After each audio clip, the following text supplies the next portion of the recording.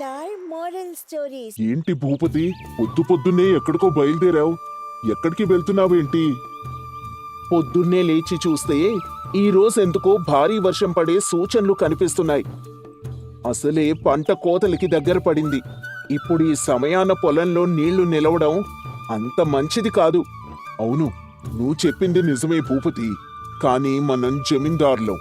ఇలాంటి పనులన్నీ మనం మన దగ్గర పనిచేసే పనివాళ్లతో చేయించాలి, కానీ మనం చేయకూడదు.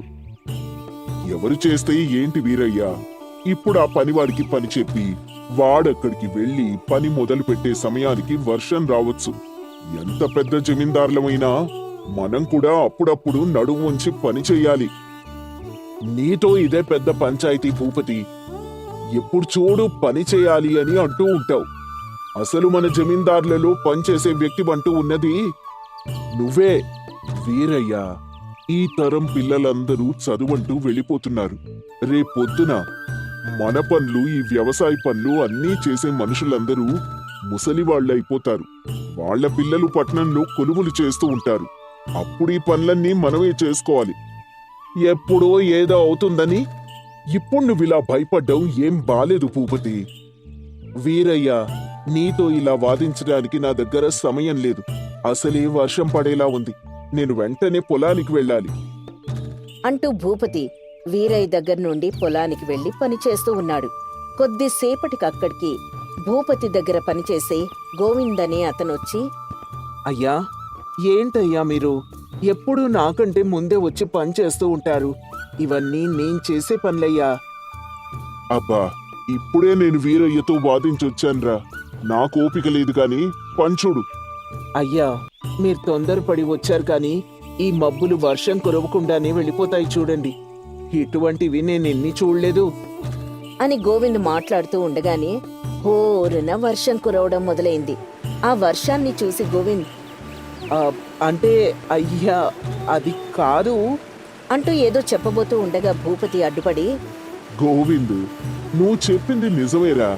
ఈ మబ్బులు వర్షం కురవకుండా పోయే మబ్బులే కాని ఇదిగో అప్పుడప్పుడు మన అంచనా తప్పిపోయి ఇలా వర్షం కూడా కురవచ్చు. మనం ముందు జాగ్రత్తలో ఉండడం ఎప్పుడు కూడా మంచిదే కదా. అవునయ్యా, మీరు వెళ్ళండి అయ్యా. ఇక మిగతా పొలానికి నేను గండి పెడతాను. గోవింద్, వర్షం చూసావా ఎలా పడుతుందో? నీ ఒక్కడి వల్ల అవ్వదు కాని నేను కూడా సహాయం చేస్తాను అంటూ భూపతి పలుగు పారా తీసుకుని పనిచేయడం మొదలుపెట్టాడు. అలా వాళ్ళిద్దరూ ఆ వర్షంలో పనిచేస్తూనే ఉన్నారు. అలా భూపతి ఎవరి సహాయం తీసుకోకుండానే తన ఊర్లో పెద్ద జమీందారు అయినా కూడా చాలా కష్టపడి పనిచేస్తూ ఉంటాడు. అలా కొద్ది రోజులు గడిచాయి. భూపతి దగ్గర లెక్కాపత్రం చూసుకునే సుధాకర్ భూపతి దగ్గరకొచ్చి, అయ్యా, ఈ ఏడు పంట లెక్కలు చూద్దామా? సుధాకర్, నువ్వు నా చిన్ననాటి మిత్రుడివి. నిన్ను నా దగ్గర పనిలో పెట్టుకుందే నాకు నీ మీద ఉన్న నమ్మకంతో. ఈ లెక్కలవి చూడనవసరం లేదులే. ఇక వచ్చిన డబ్బులో నుంచి మన పని వాళ్ళకి జీతాలివ్వు అని చెప్పి భూపతి ఇంటికి వెళ్ళిపోయాడు. ఈ విషయం తెలుసుకున్న భూపతి భార్య సుశీల, ఏంటండి మీరు చేసిన పని? ఎంత మీ చిన్ననాటి మిత్రుడైతే మాత్రం మీరిలా అతన్ని నమ్మి లెక్కలేం చూడకుండా ఉండడం ఏం బాలేదు. మీకు మొహమాటమైతే చెప్పండి, నేను ఆ సుధాకర్ దగ్గరున్న లెక్కలన్నీ చూస్తాను. సుశీల, అసలు నీకు మనుషుల మీద బొత్తిగా నమ్మకం అనేదే లేదు. నువ్వు బయట వాళ్ళని నమ్మకపోయినా నా మీద నమ్మకం ఉంది కదా. వాడు తప్పుడు పనంటూ ఎన్నడూ చేయడు. మీకు చెప్తే వింటారా? చెప్పండిక, మీ ఇష్టంలేండి అనేసి అక్కడి నుంచి వెళ్ళిపోతుంది సుశీల. అలా భూపతి తన ఆస్తి లెక్కలు కూడా ఎన్నడూ చూసేవాడు కాదు. అలా కొన్ని రోజులు గడిచిపోయాయి. ఏవండి, ఆ రాధ లేదు, తను మన కూతురు దివ్యకి ఒక మంచి అబ్బాయిని చూసిందంట. అబ్బాయి చాలా చక్కగా ఉంటాడంట. మనం కూడా ఒకసారి వెళ్ళి ఆ అబ్బాయిని చూసి నచ్చితే కనుక అమ్మాయికి పెళ్లి చేద్దామండి. ఆ రాధ నాకు కూడా చెప్పిందిలే ఈ విషయం. నేను నోరు మెదపలేదు కదా, అందుకే నీ దగ్గరకు వచ్చి చెప్పినట్టుంది. అవునండి, ఆ విషయం నాకు కూడా చెప్పింది. ఇంతకీ మీరేమంటారు? నేనేమంటాను, వెళ్ళి చూసి వద్దామంటాను. ఆ తర్వాత భూపతి సుశీల పెళ్లి కుమారుణ్ణి చూసిన తర్వాత వాళ్ళ కూతురు దివ్యకి పెళ్లి చూపులు ఏర్పాటు చేశారు. పెళ్లి చూపుల్లో ఆ అబ్బాయి అందరికీ బాగా నచ్చాడు. అబ్బాయి చాలా బాగున్నాడు కదండి. అవునే, పైగా ఏ పనైనా తనే సొంతంగా చేయాలి అనుకునే స్వభావం అంట. నాకు కూడా ఆ అబ్బాయి బాగా నచ్చాడు. ఆహా, ఇంకేంటి శుభం, ఇక పెళ్లి చేసేయడమే. అవునవును, అలా ఇలా కాదు, ఈ చుట్టుపక్కల ఎవ్వరూ చేయని విధంగా చాలా ఆడంబరంగా మనం మన అమ్మాయి పెళ్లి జరిపించాలి. అంటూ చాలా సంతోషంగా చెప్పాడు భూపతి. ఆ తర్వాత అబ్బాయి వాళ్ళకి చెప్పి పెళ్లికి ముహూర్తం కూడా పెట్టించారు. సుశీల పెళ్లి రోజునాడు అల్లుడికి ఒక మంచి బహుమానం ఇద్దాం అనుకుంటున్నాను. అవునా? ఏంటండి అది? మన అమ్మాయికి ఎంతో ఇష్టమైన తోట బంగ్లా ఉంది కదా, ఆ తోటతో పాటుగా బంగ్లా కూడా అమ్మాయి పేరు మీద రాసి ఇచ్చేస్తాను. ఈ విషయం అమ్మాయికి తెలిసింది అంటే ఎగిరి గంతేస్తుందండి. ఆ ఇంతకీ సుధాకర్ ఎక్కడా? రే సుధాకర్! అంటూ పిలవగానే సుధాకర్ పరుగున భూపతి దగ్గరకొచ్చాడు. సుధాకర్, మన తోటలో ఉన్న బంగ్లా అంతా దివ్య పేరు మీదకి మార్చేసే పంచుడు. ఏ తోట? ఏ బంగ్లా? అదేంట్రా, ఏ తోట ఏంటి? అదే ఆ కొండ వెనకాల 20 ఎకరాల మామిడి తోటలో పెద్ద బంగ్లాను కట్టాం కదా, అది. హో, అదా? కానీ అది నాది కదా. నా తోటని నువ్వెలా మీ అమ్మాయి పేరు మీదకి మారుస్తావు? అని అడిగాడు సుధాకర్. ఆ మాటలకి భూపతి ఉలిక్కిపడి, ఏంట్రా, ఏం మాట్లాడుతున్నావు? నీ తోటేంటి? అదే, నువ్వు పోయిన సంవత్సరం నా పేరు మీదకి మార్చేశావు కదా. కావాలంటే ఇదిగో చూడు కాగితాలు. ఏంట్రా, ఏం మాట్లాడుతున్నావు? నేను రాసివ్వడమేంటి? అంటూ భూపతి సుధాకర్ని కొట్టడానికి వెళ్ళగా, భూపతి, జాగ్రత్త, నువ్వొక జమీందారు మీద చెయ్యెత్తుతున్నావు. అసలు పోనీలే, నువ్వు నా మిత్రుడివి కదా అని ఇన్ని రోజులు నా ఇంట్లో నిన్ను ఉండనిచ్చాను. కానీ నువ్వు నా మీదే చెయ్యెత్తుతున్నావు. నీ ఇల్లా? అంటూ భూపతి చాలా ఆశ్చర్యంగా అడిగాడు. అరే, అన్ని విషయాలు నువ్విలా మర్చిపోతే ఎలా భూపతి? ఇదిగో, నువ్వేమేం ఆస్తులు నా పేరు మీద రాశావో చూపిస్తాను చూడు. అంటూ సుధాకర్ దొంగతనంగా భూపతిని మోసం చేసి ఆస్తి కాగితాల మీద తీసుకున్న సంతకాలను చూపిస్తూ ఉన్నాడు. అవన్నీ చూసిన సుశీల, ఏమండి, ఏంటండి ఇవన్నీ? సుశీల, నువ్వు చెప్పింది నిజం. వీడు పచ్చి మోసగాడు. స్నేహమన్న ముసుగులో నన్ను మోసం చేసి నా ఆస్తంతా వాడి పేరు మీద రాయించుకున్నాడు. ఇప్పుడు నేను నా బిడ్డ పెళ్లి ఎలా చేయాలి? అంటూ భూపతి బాధపడుతూ ఉన్నాడు. అది చూసి సుధాకర్ నవ్వుతూ, అయ్యయ్యో, నా మిత్రుడికి ఎంత కష్టం వచ్చింది. నాకింత ఆస్తి ఇచ్చిన మిత్రుడికి నేనేం సహాయం చేయలేనా? ఇదిగో, ఈ రోజు నుంచి నువ్వు పొలానికెళ్ళి పని చెయ్యి, నెల కూలీ ఇస్తా అంటూ నవ్వుతూ ఉన్నాడు. అది చూసి భూపతి కోపంగా, రేయ్, నమ్మిన వాణ్ణి మోసం చేసిన వాడు ఎవ్వడూ కూడా బాగుపడడ్రా. ఇదే నీతో ఇబ్బంది భూపతి. పని ఇస్తాను అంటే ఇలా నీతి వాక్యాలు చెబుతూ ఉంటావు. సరే సరే, వెళ్ళు, వెళ్ళి నీ కూతురు పెళ్లి చేసుకో. అంటూ సుధాకర్ భూపతిని, అతని కుటుంబాన్ని బలవంతంగా ఇంటి బయటికి తోసేశాడు. ఇక చేసేదేం లేక భూపతి తన భార్య బిడ్డల్ని తీసుకొని ఒక గుడిసె వేసుకుని జీవిస్తూ ఉన్నాడు. సుశీల బాధపడుతూ ఉంటే, సుశీల, నువ్వు కాదే ఏడవాల్సింది, నేను. వాణ్ణంత గుట్టిగా నమ్మినందుకు. అయినా ఇప్పుడు ఏమైందని? నాకు పని చేయడం రాదా చెప్పు? మీ ఇద్దరికీ నేను తిండి కూడా పెట్టలేనా? అంటూ భూపతి సుశీలకి ధైర్యం చెప్పి తర్వాత పనిలోకెళ్ళాడు. భూపతిని జమీందార్లా చూసి ఇప్పుడు ఇలా చూస్తూ ఉంటే ఆ ప్రజలకి ఎంతో బాధగా అనిపిస్తూ ఉంది. ఇంకోవైపు జనాలందరూ సుధాకర్ అంటే కోపంగా కూడా ఉంటూ ఉన్నారు. అలా కొద్ది రోజులు గడిచిపోయాయి. ఒకేసారి చాలా సంపద చూసిన సుధాకర్ ఆ డబ్బుతో గర్వంగా తన కింద పనిచేసే వారిపై అజమాయిషీ చేస్తూ ఉండేవాడు. ఏరా, అసలు నీకెందుకు కూలీ ఇవ్వాలి? రోజూ 3 పూట్ల తిండి పెడుతూ ఉన్నాను కదా. ఇంకోసారి కూలీ డబ్బులు అడిగితే కొరడా దెబ్బలుంటాయి.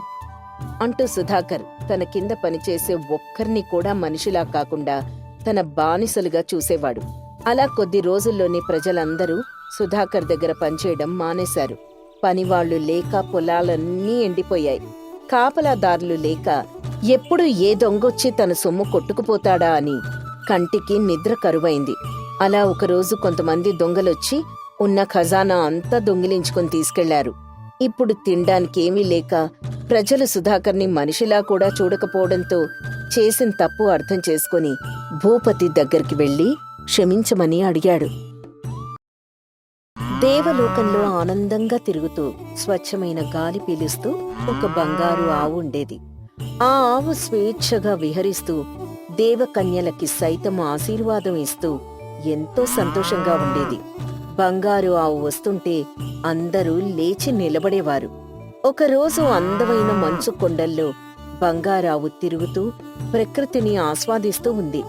అలా నడుచుకుంటూ వెళ్తుండగా తనకి కడుపెందుకో గట్టిగా ఉంది అనిపించింది. రాత్రి ఇంద్రలోకంలో గడ్డి ఎక్కువ తిన్నట్టున్నాను, త్వరగా పేడ వేసేయాలి అనుకొని ఒక మంచి ప్రదేశం కోసం చూస్తోంది. ఒక పుట్ట దగ్గరికి వెళ్లి ఆవు పేడ వేసింది. అంతే, ఆ పుట్టలో నుంచి ఒక వెలుగొచ్చింది. ఆ వెలుగు నుంచి ఒక సాధువు ప్రత్యక్షమయ్యాడు. ఏయ్ అహంకార స్వర్ణ గోమాత, పవిత్ర ప్రదేశాన్ని అపవిత్రం చేస్తావా? నువ్వు మామూలు గోవులా మారి భూలోకంలో సంచరించు, ఇదే నా శాపం అని చాలా కోపంగా చెప్పాడు. ఆ బంగారావుకి చాలా భయమేసి, గురువర్యా, అంత మాట అనకండి, ఏదో పొరపాటున తప్పిదం చేశాను, దయచేసి కరుణించండి మహాప్రభు అని కాళ్ల వేళ్లా పడి కన్నీళ్లతో వేడుకుంది. సాధారణంగా శాంతమూర్తులైన సాధువుల కోపం ఎక్కువసేపు నిలబడదు. ఈ సాధువు కూడా కాసేపటికి కొంచెం నెమ్మదించి ఈ విధంగా మాట్లాడారు. గోమాత, సాధువుల మాట వెనక్కి తీసుకోవడం కుదరదు. నా శాపం నేను వెనక్కి తీసుకోలేను. మరి దీనికి పరిష్కారం లేదా మహాత్మా అని చాలా దీనంగా ముఖం పెట్టి అడిగింది. ఉంది. నువ్వు మామూలు గోవులా మారి భూమి మీద సంచరిస్తుండగా నీకొక నష్టజాతకుడు కనిపిస్తాడు. వాడి కళ్ళకి మాత్రమే నువ్వు బంగారు రంగులో కనిపిస్తావు. అతను నీ పేడను తీసుకొని తన ఇంటి ముందు కల్లాపి చల్లిన రోజు నీకు శాపం నుంచి విముక్తి కలుగుతుంది. కానీ గుర్తుంచుకో, నీ అంతట నువ్వు శాపం గురించి గాని పరిష్కారం గురించి గాని చెప్పకూడదు. అలా చేస్తే నీ తల 1000 ముక్కలవుతుంది అని చెప్పి వెళ్ళిపోయాడు. చూస్తుండగానే బంగారావు మామూలావులా మారిపోయి ఆకాశం నుంచి భూమి మీదకొచ్చింది. అప్పుడప్పుడే కాలుష్య వాతావరణం అలవాటు చేసుకుంటున్న ఒక గ్రామంలో గజిబిజి బతుకుల మధ్య ఆ ఆవు ఒంటరిగా తిరగసాగింది. పక్క మనిషి ముఖం కూడా చూడకుండా ఎవరి పనుల్లో వాళ్లు మునిగిపోయిన మనుషులు అంగుళం దూరం లేకుండా శబ్దాలు మోగిస్తున్న వాహనాన్ని చూస్తూ ఆవుకి కంగారు మొదలైంది. తలనొప్పి కూడా వచ్చింది. రోజంతా తిరగడం వల్ల దానికి ఆకలి వేసి చుట్టూ చూసింది. కాని ఎక్కడా కూడా గడ్డి కనపడలేదు. ఇదేంటి, ఇంత పెద్ద గ్రామంలో పశువులు తినడానికి తిండి లేదా? ఏంటి విపరీతం, భూలోకంలో ఏమాత్రం అభివృద్ధి లేదన్నమాట. ఏంటో నా కర్మ అనుకుంటూ నడుచుకుంటూ వెళ్తుండగా వీధుల్లో యువకులు రకరకాల ఆంగ్ల వంటకాలు తింటూ కనిపించారు. ఈ లోకంలో గడ్డి మనుషులు తింటున్నారా? అందుకే మాకేం మిగల్లేదన్నమాట. మేం తినేదే మనుషులు తింటున్నారా అనుకొని తిరుగుతూ ఉంది. ఒక పక్క తిరిగి తిరిగి ఆయాసం, ఇంకో పక్క ఎవ్వరూ తనని బంగారావులా గుర్తించలేదు అని చాలా బాధపడుతూ ఉండది. అమ్మా, ఇంకెంతసేపు ఇలా తిరగాలో? ఒరే నష్టజాతకుడా, ఎక్కడున్నావురా? నీ నష్టం నా ప్రాణం మీదకొచ్చింది అని ఆయాసపడుతూ రహదారి పక్కనే ఉన్న గట్టు మీద పడుకుంది. బాగా అలసిపోవడం వల్ల నిద్ర బాగా పట్టింది. చుట్టూ వాహనాల శబ్దాలు, మనుషుల అరుపుల వల్ల ఉదయాన్నే ఆవు నిద్ర లేచేసరికి రహదారి మీద వాహనాలన్నీ నిలిచిపోయున్నాయి. ఓహో, దేవలోకంలో కోయిల మధుర గానంతో నిద్రలేస్తాం కదా, ఈ లోకంలో రణగుణ ధ్వనులతో నిద్రలేస్తారా భగవంతుడా అనుకుంటూ లేచి వెళ్తూ ఉంది. ఇంతలో ఆ వాహనాల మధ్యలో ఒక వాహనంలో కూర్చున్న వ్యక్తి చాలా చిరాగ్గా, రేయ్, ఎవడ్రా వాడు? దారి కడ్డంగా దున్నపోతులా, వాడు మనిషా పశువా అని తిడుతూ ఉండగా ఆవుకి చాలా ఆశ్చర్యమేసింది. నేను రహదారి పక్కనే నడుస్తున్నాను కదా, మనుషులే కదా, నియమాలు పాటించకుండా గందరగోళంగా ఉన్నారు. మళ్ళీ పశువులనంటారేంటి? ఏంటో ఈ మనుషులు, దున్నపోతంటే అంత చులకనా అనుకుని ఊర్లో ప్రతి వీధి తిరుగుతోంది. కాని ఎవ్వరూ తనని బంగారావులా గుర్తించట్లేదు. ఆ ఆవుకి తిరిగి తిరిగి ఆకలి వేసి పండ్ల దుకాణం దగ్గరికి వెళ్లి నిలబడింది. నాకు పండ్లు ఎంత ఇష్టంగా పెడతారో దేవలోకంలో అని మనసులో అనుకుంటూ పండ్ల యజమాని వైపు చూస్తుంది. ఆ పండ్ల దుకాణం వాడు ఆవును చూస్తున్నాడు. ఆవు అతన్ని చూస్తోంది. ఏంటి నాయనా చూస్తున్నావు? కాస్త ఏవైనా తినడానికి పెట్టి పుణ్యం కట్టుకో మహాప్రభు అని మనసులో అనుకుంది. ఆ దుకాణం యజమాని మెల్లగా వచ్చి ఆవుని కర్రతో కొట్టాడు. దెబ్బక ఆవుకి దేవలోకం గుర్తొచ్చింది. పొద్దున్నే బేరం లేక నేనుంటే వచ్చి అడ్డంగా నిలబడ్డావు. ఎలా ఉదయాన్నే ఎదవగోలే అని అంటూ కసురుకున్నాడు. దాంతో ఆవు ఏడుస్తూ వెళ్ళింది. ఆకలికి దారిలో కనపడిన కుళ్ళిపోయిన పదార్థాలన్నీ తింది. అలా ఎన్నో రోజులు చెడిపోయిన ఆహారం తింటూ సరైన నిద్ర లేక నష్టజాతకుడి కోసం ఎదురుచూస్తూ ఉండేది. ఒకరోజు కాలుష్యానికి తట్టుకోలేక ఊరి చివరికి వెళ్ళింది. అక్కడ కాస్తో కూస్తో స్వచ్ఛమైన గాలి పీలుస్తూ కనిపించిన గడ్డి అంతో ఇంతో తింటోంది. ఇంతలో అక్కడికి ఒక 4 చక్రాల వాహనం వచ్చింది. ఆ వాహనంలోంచి ఒక వ్యక్తి దిగి ఆవు వైపే నడుచుకుంటూ వస్తున్నాడు. ఆవు అతన్ని చూసి, "ఈ మనుషులు ఇక్కడికి కూడా వచ్చారా? ఈ కాస్త ప్రశాంతతని కూడా కాలుష్యమయం చేస్తారా?" అనుకుని తన పాటికి తాను గడ్డి మేయసాగింది. ఆ వ్యక్తి ఆవు చుట్టూ తిరుగుతూ చూస్తున్నాడు. "ఏం చేస్తున్నావురా బాబు? అసలే నేను ఆడపిల్లని. ఈ భూమి మీద ఆడ జంతువుల్ని కూడా వదలరా ఏంటి? పోయి నీ పని చేసుకోరా" అని మనసులో అనుకుంటూ ఉంది.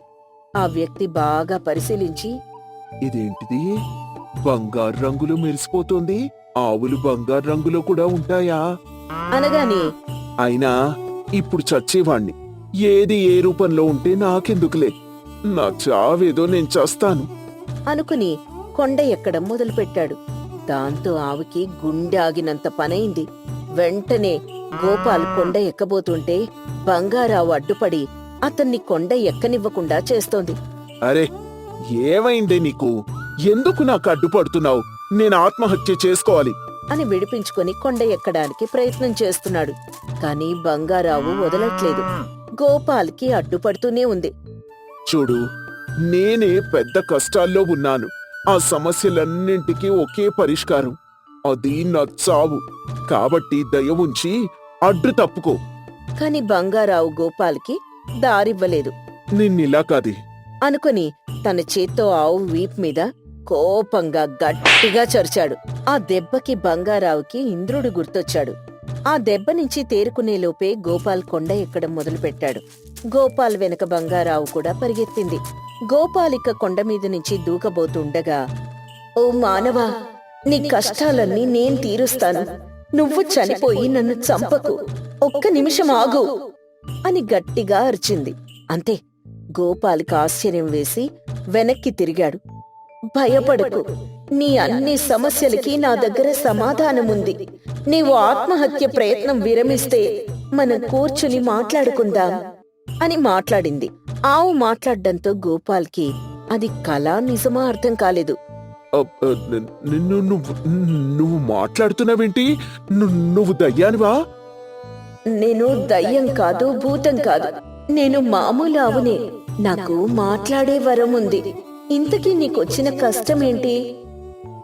నాకు 25 లక్షల రూపాయల అప్పుంది. "అందరికీ అప్పు ఉండడం సహజమే. దీంట్లో చనిపోవడానికి ఏముంది?" ఆ వడ్డీల బాధ పడలేకపోతున్నాను. ఆ బంగారావు కాసేపు ఆలోచించి దివ్య దృష్టితో అంతా చూసింది. "సరే, 2 రోజులాగు. తర్వాత కూడా నీకు చనిపోవాలి అనిపిస్తే ఇక నేను ఆపన్లే." నేను మనుషులు చెప్తేనే విన్ను. నువ్వు ఒకదానివి. నాకు అడ్డు రామాకు అని గోపాల్ చాలా చిరాగ్గా చెప్పాడు. "నువ్వెలాగో చనిపోవాలి అనుకుంటున్నావు కదా, 2 రోజులాగు, ఆ తర్వాత చనిపో" అని చాలా అభ్యర్థించింది. ఎందుకో బంగారావు చెప్పే మాటలు గోపాల్కి నమ్మాలి అనిపించింది. సరే, ఏం చేస్తావో చెయ్యి, 2 రోజులు ఆగుతా. అని వాహనం ఎక్కి ఇంటికి బయలుదేరాడు. గోపాల్ వెనుక బంగారావు వచ్చింది. ఇంట్లో ఇద్దరూ కలిసున్నారు. ఆవుకి తిండి లేదు. కుళ్ళిపోయిన పండ్లు, చపాతీలు తినేది. 2 రోజుల తర్వాత గోపాల్ దగ్గరికి ఒక మనిషి వచ్చాడు. అన్నా, నువ్వు నక్కతోక కాదు, దాని నడువే తొక్కినట్టున్నావు అని సంతోషంతో చెప్పాడు. ఆ వ్యక్తెవరో గోపాల్కి అర్థం కాలేదు.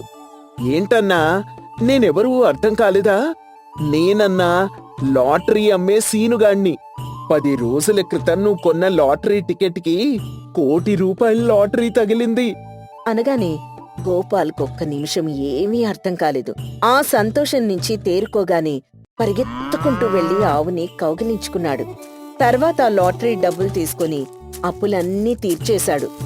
అబ్బా, ఎన్ని రోజుల తర్వాత ప్రశాంతంగా ఉంది అనుకుని ఆ బంగారావు దగ్గరికి వెళ్ళాడు. నువ్వా రోజు కనపడకపోయి ఉంటే నేను చనిపోయి అందరి దృష్టిలో అనాథ శవంలాగా మిగిలిపోయేవాణ్ణి. నీకేం కావాలో కోరుకో అని మనస్ఫూర్తిగా అడిగాడు. కాని నేరుగా పేడతో కల్లాపి చల్లమని ఆవు అడగలేదు. ఎందుకంటే అది దానికి శాపం కాబట్టి. ఊర్లో ఆకలితో మగ్గిపోతున్న వాళ్ళని పిలిచి భోజనం పెట్టు అని చెప్పింది.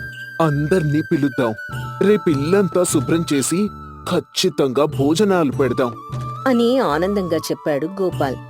తర్వాత రోజు గోపాల్ ఉదయం నిద్ర లేవగానే బంగారావు పేడ వేసింది. ఆ పేడను చూసి గోపాల్ కల్లాపి చల్లి శుభ్రం చేశాడు. బంగారావుకి పట్టరాని సంతోషం వేసింది. అన్నదానం మొదలైంది. చాలా మంది వచ్చి ఆకలి తీర్చుకున్నారు. బహుశా ఇతని ప్రాణం కాపాడటానికి, ఇంతమంది ఆకలి తీర్చడానికే ఇలాంటి శాపం వచ్చిందేమో. అందుకే పెద్దవాళ్ళంటారు, ఏం జరిగినా మన మంచికే అని కన్నీళ్లు కార్చింది. ఆ రోజు రాత్రి అందరూ నిద్రపోతుండగా ఆ బంగారావు గోపాల్ని ఆశీర్వదించి అక్కడి నుండి దేవలోకానికి వెళ్ళిపోయింది. గోపాల్ ఉదయాన్నే నిద్రలేచాడు. బంగారావు కోసం అంతా వెతికాడు. కాని అది ఎక్కడా కనపడలేదు. నువ్వెవరో నాకు తెలియదు. వచ్చావు, నా జీవితంలోకి అదృష్టం తీసుకొనొచ్చావు. కానీ నాకెప్పుడు దొరకని ఆనందం ఈ అన్నదానంతో దొరికింది అని మనసులో అనుకున్నాడు. నేను ఈ అన్నదానాన్ని ఇలాగే కొనసాగిస్తాను అని నిర్ణయించుకున్నాడు. వ్యాపారం శ్రద్ధగా చేసుకుంటూ ఇలా ఎంతో మంది ఆకలి తీర్చడం మొదలుపెట్టాడు.